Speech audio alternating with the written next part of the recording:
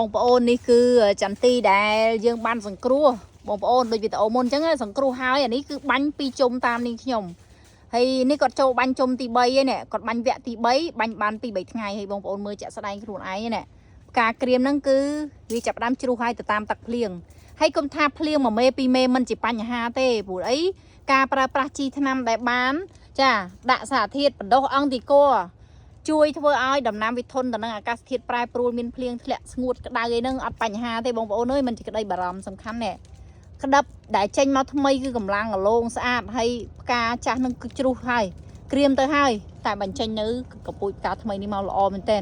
ផ្កាថ្មីកពូចថ្មីនេះមកសឹងថាស្អាតល្អជាងផ្កាដែលចេញមកវគ្គដំបូងដែលក្រៀមទៅវិញណាបងប្អូនហើយសំខាន់ផ្កាស្រស់ហើយបងប្អូនមើលទៅលើស្លឹកចាប់ដើមប្រែពណ៌ទៅលើដើមក៏ប្រែពណ៌ដែរនេះហើយគេហៅកម្លាំងនៃការប្រើប្រាស់ជីថ្នាំត្រឹមត្រូវតាមបច្ចេកទេសសមស្របសង្គ្រោះត្រូវពេលចា